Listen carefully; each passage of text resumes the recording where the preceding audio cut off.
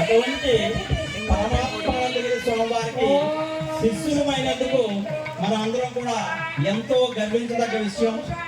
ఈరోజు ఆయన కోరిక మీద ఇక్కడ మన గ్రామంలో మన గ్రామస్తులందరితో అందరి సహకారంతో మీరు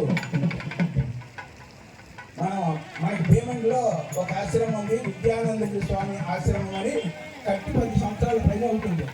అక్కడ వాళ్ళు ఇటువంటి కార్యక్రమాలు 2 కార్యక్రమాలు చేశారు. ఇప్పుడు కూడా ఈ కార్యక్రమం చెయ్యాలి అని వాళ్ళు ఆహ్వానించడానికి వచ్చారు. వీరు నారాయణ గారు వీరు అక్కడ స్థలాన్ని దానం చేశారనమాట. వీరు కలిసి భక్తులు పెట్టి ఆశ్రమం కట్టారనమాట. ప్రతి వార్షికోత్సవం కూడా జరుగుతుంటుంది. ప్రతి పునరాశికి కార్యక్రమాలు, భగవద్గీత కార్యక్రమాలు ఇవన్నీ కూడా ఈ కార్యక్రమాలన్నీ కూడా నిర్వహిస్తున్నారు. వారిని శ్రీ సద్గురు పరమాత్మ ఆయురారోగ్యంతో సహా భక్తి జ్ఞాన యోగ వైరాగ్యం ప్రసాదించి రక్షించుతున్నారు. బొంబాయి నుంచి అంత కష్టపడి స్వామివారి భక్తుడికి వచ్చారు.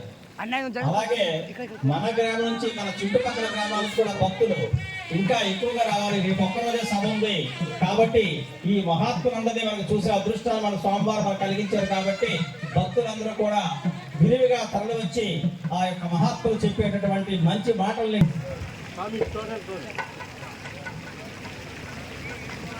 అలాగే భక్తులందరికీ విజ్ఞప్తి, భక్తులందరూ కూడా భోజనాలు చేసిన వెంటనే ఆ భోజనానికి వెళ్ళి భక్తులందరూ కూడా ఇక్కడికి వచ్చి సభాస్థల్లో కూర్చోవాలండి.